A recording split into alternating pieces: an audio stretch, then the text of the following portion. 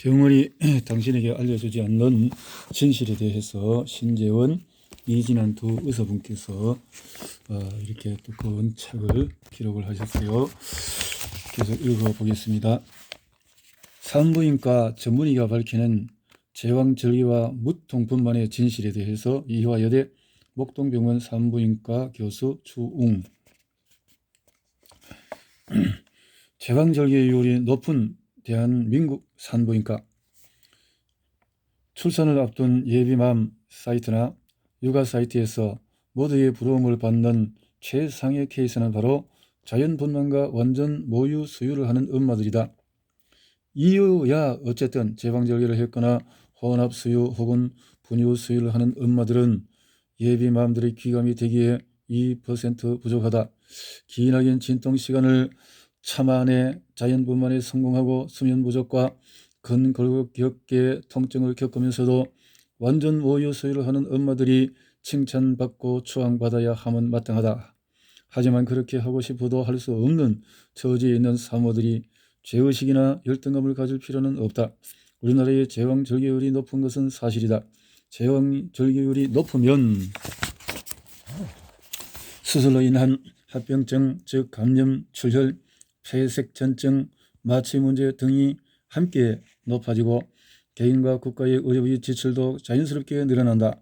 때문에 자연분만이 가능한 산모를 수술하는 일은 표준 진료가 될 수 없다. 그런 이유로 산부인과 병원별로 제왕절개율을 공개하고 제왕절개율이 낮은 병원에 인센티브를 주어 국가 전체의 제왕절개 비율을 낮추려는 정책이 시행되고 있다. 제왕절개가 불가피한 경우에 제왕절개를 낮추려는 정책 속에서 정확한 정보가 필요한 사람들은 바로 제왕절개가 꼭 필요한 산모들이다. 예를 들어 둔미역이라고도 합니다. 태아의 엉덩이가 먼저 나오는 임신 상태 분만은 명확히 제왕절개가 필요하고,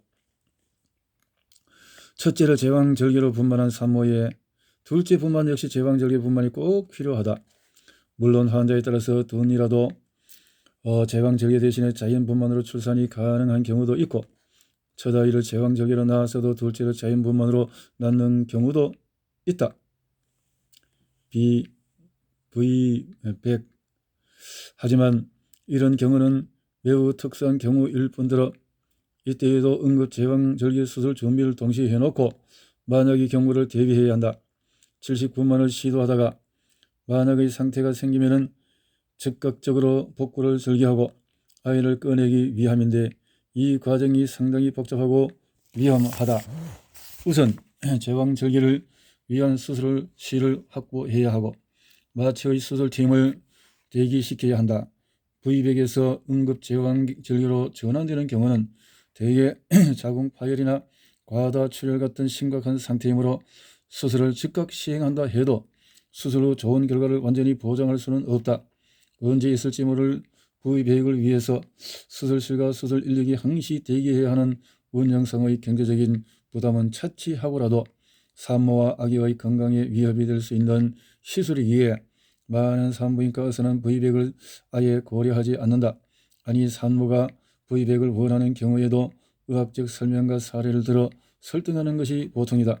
제왕절개를 권하는 의사가 모두 다 진료 수가를 높이기 위해서 불필요하게 칼을 대는 의사는 아니다. 용기와 인내심이 필요한 자연분만. 반면에 자연분만 제1주의가 효과적으로 분만 진통 과정의 인내와 격려가 되는 경우도 분명히 있다. 특히 만삭까지 이르는 임신 과정 동안에 임신 중독증이나 출혈 등과 같은 특별한 이상 징후가 없었고 초음파로 측정한 아기 크기도 적당한 경우에 단지 분만 진통 과정이 두려워서 처음부터 제왕절개를 하고 싶어하는 임산부들에게는 선배들의 후기나 경험담이 큰 힘이 된다. 몇 시간의 고생 끝에 선선하는 순간에 자신도 의젓한 선배의 대열에 들으면서 보람과 자부심을 느끼고 이내 자연분만 전도사가 되는 것은 어쩌면 당연한 일이다. 문제는 순산이 아닌 난산이 되는 경우이다. 시간이 흘러도 분만이 잘 진행되지가 않고 산모는 탈진 상태이며 태아의 심박수가 간간히 느려지는 경우에 교과서적인 처치는 물론 자연분만을 더 시도하는 쪽이다. 하지만 이 시점이 바로 제왕절개 수술을 놓고 의사와 임신부와 가족의 고민이 깊어지는 때이다. 자연분만이든 제왕절개든 난상 끝에 건강한 아기가 태어나고 산모도 금방 회복되면 해피엔딩이다. 하지만 아기나 산모에게 문제가 생기는 경우 법적 판단에서 쟁점이 되는 것이 제왕절개의 필요성과 시점이다. 그동안 판례에서 대부분 제왕절개 수술을 하지 않았거나 늦게 해서 나쁜 결과 초래되었다는 내용이 많다.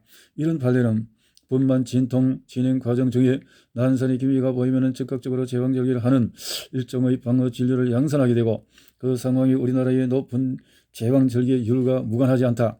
즉 자연분만 진행 중에 가족이나 산모가 제왕절개 수술을 요청하게 되면 의사는 의학적으로 더 기다릴 수 있으나 향후 예측하지 못한 합병증이 발생할 경우에 제왕절개 수술의 지연에 대한 책임을 회피하기 위해 제왕절개 수술을 쉽게 결정한다는 것이다. 이래서 제왕절개가 많다 이 말이죠.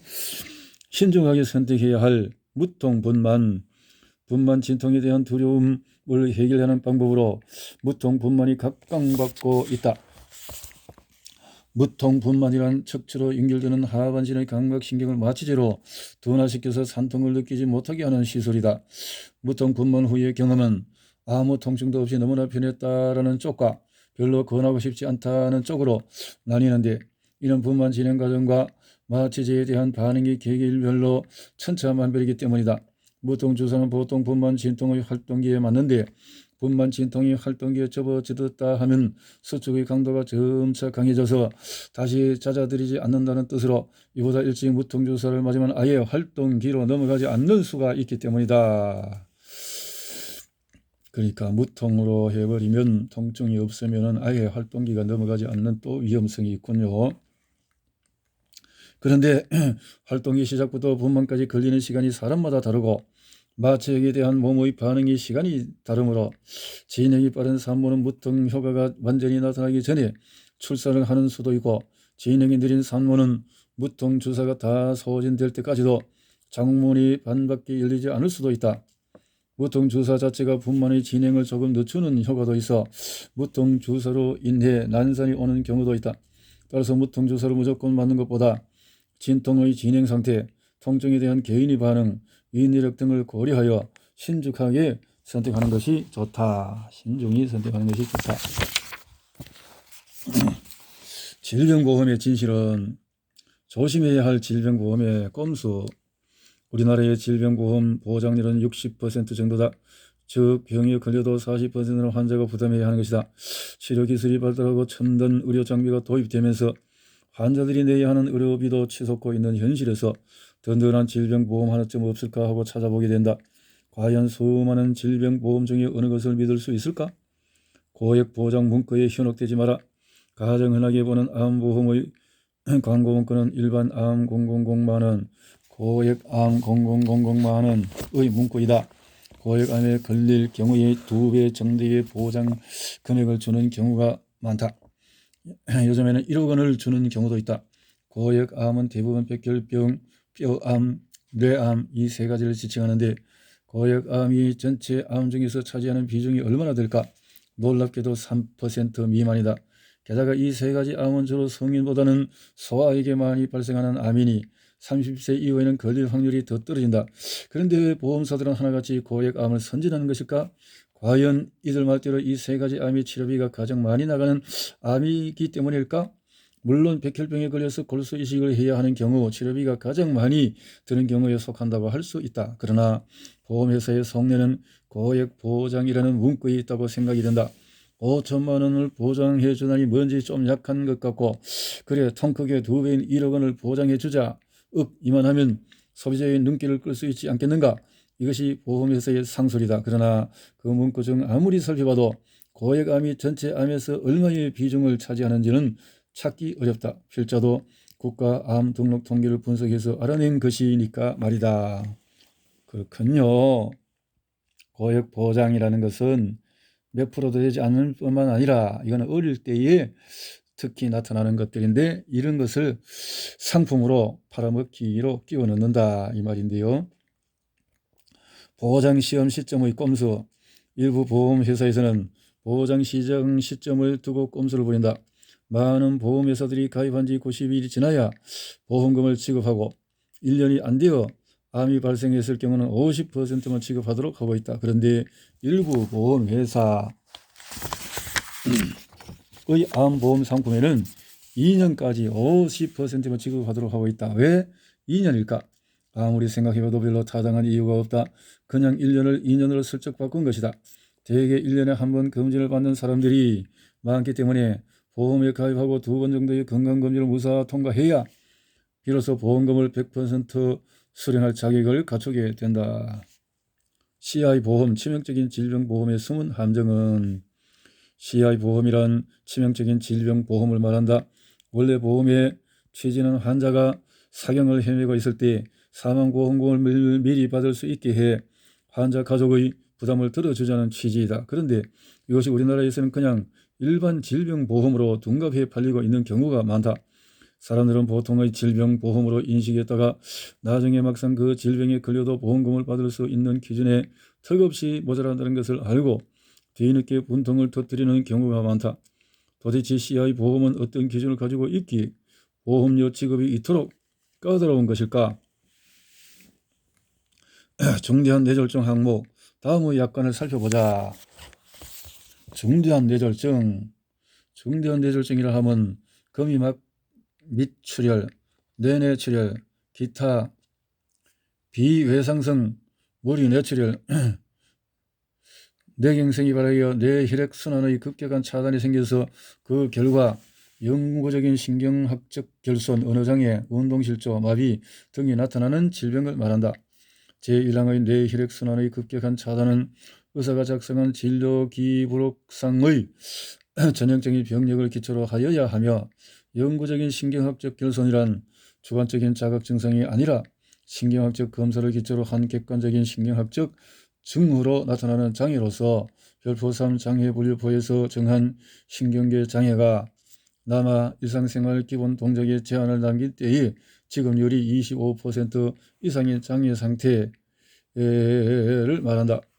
중대한 뇌졸중의 진단 확정은 뇌전산화 단층 촬영, 핵자기 공명 영상, 뇌혈관 조영술, 양전자 방출 단층술, 단일 광자 전산화 단층술, 뇌측수의 검사를 기초로 영구적인 신경학적 결손에 일치되게 중대한 뇌졸중의 특징적인 소견의 발병 당시 새롭게 출현함을 근거로 하여야 한다.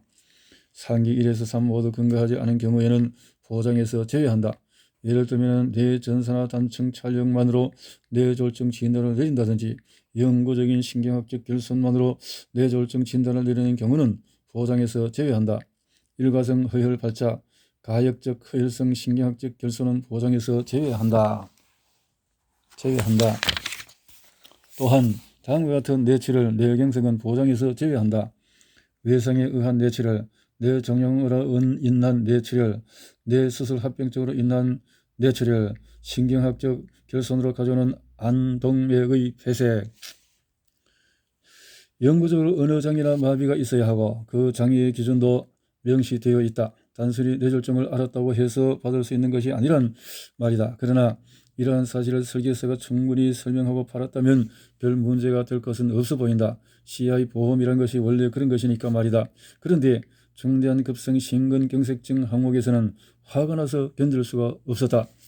중대한 급성 심근경색목 항목에 중대한 급성 심근경색이라 함은 관성동맥의 폐색으로 말미암아 심근으로의 혈액 공급이 급격히 감소되어 해당 심근 조직의 비가역적인 괴사를 가져오는 질병으로 발병 당시 다음의 3가지 특징을 모두 보여야 합니다. 첫째, 의사가 작성한 진료 기록부상 전형적인 흉통의 존재. 두 번째는 급성 심근경색의 전형적인 급성 심근경색 심전도 ST 분절 T파 Q파가 새롭게 출현. 그 다음에 세 번째는 CK MB를 포함한 심근 효소 발병 당시 새롭게 상승. 단 트로포닌 1 또는 T에 의한 non ST 세그멘트 증가 급성 심근경색증은 제외하며 또한 안정협심증, 불안정협심증, 이형 협심증을 포함한 모든 종류의 협심증은 보장에서 제외한다. 따라서 상기 가나다 중 하나 또는 두 개의 특징만을 가지고 있는 경우 보장에서 제외한다. 예를 들면 혈액중의 심장효소 검사만으로 급성심근경색증 진단을 내린다든지 심전도 검사만으로 급성심근경색증 진단을 내리는 경우는 보장에서 제외한다.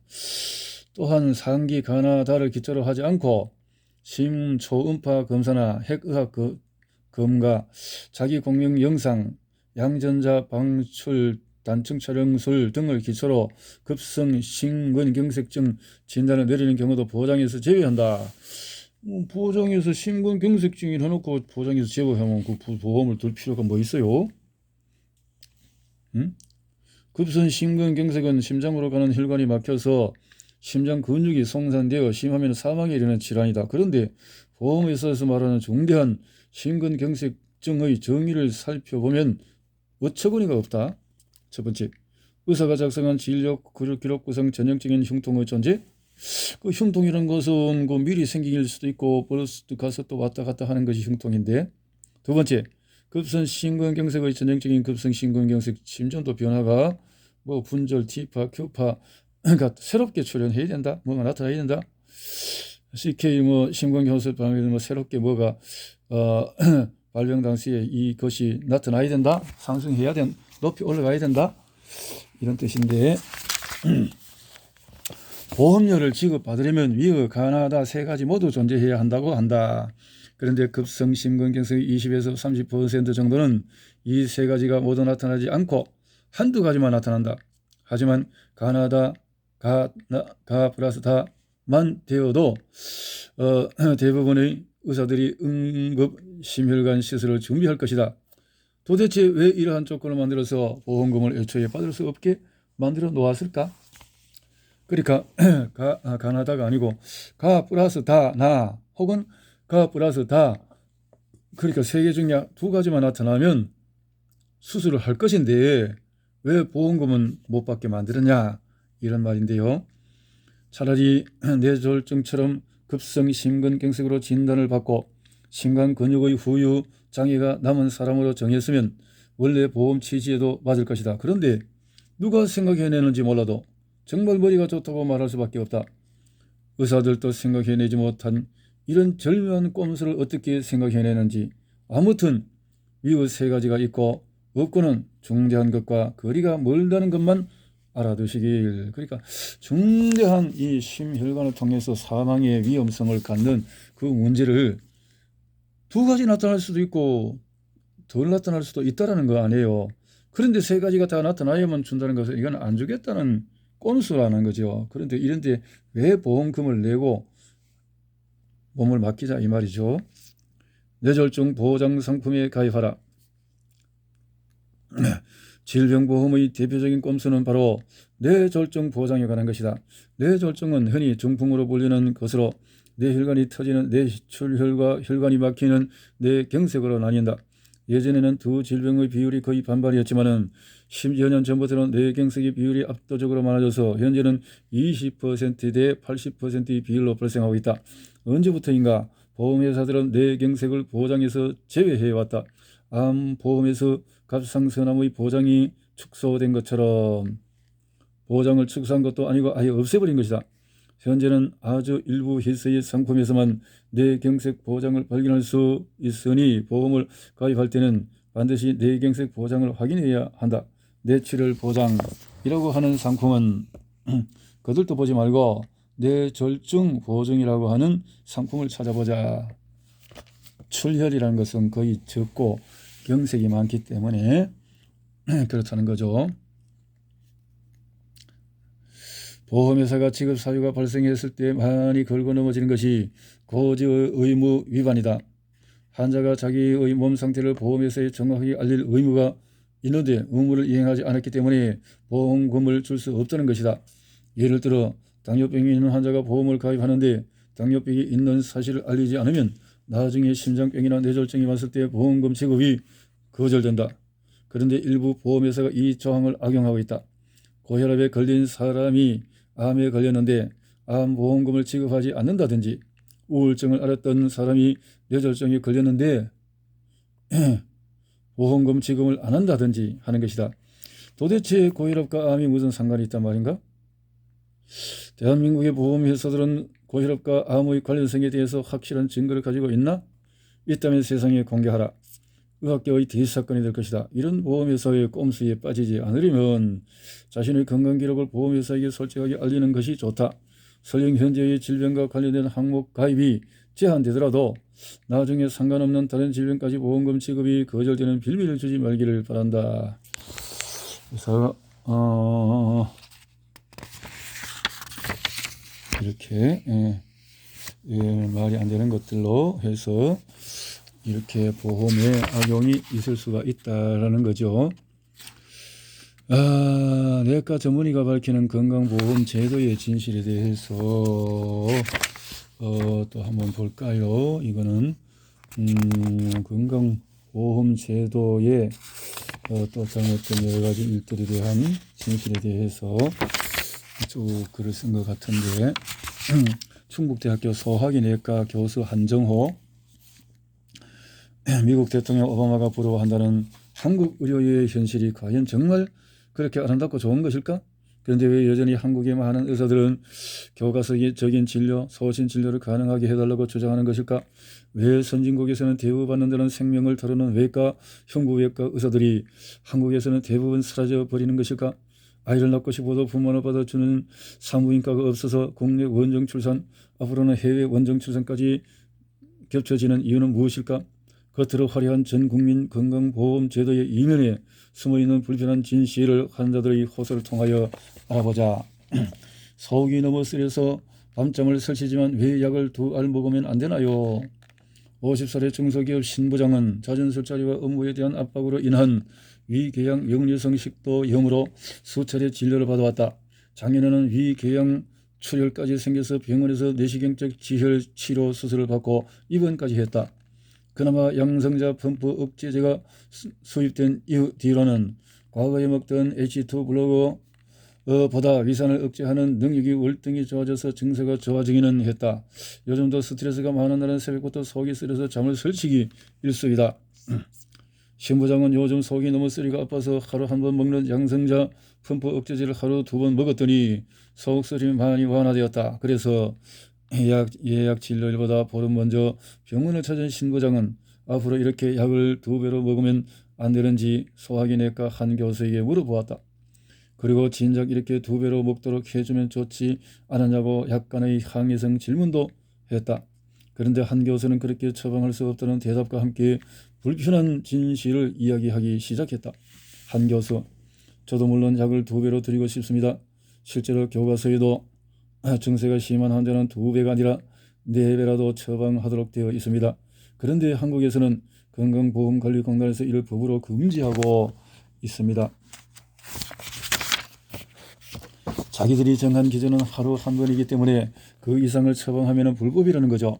만일 제가 환자분에게 약 2알을 보험으로 처리하여 처방하면 하나의 약에 대하여 저는 과잉 진료를 하고 부당 청구를 한 의사로 낙인이 찍혀 약값을 고스란히 물어내야 합니다.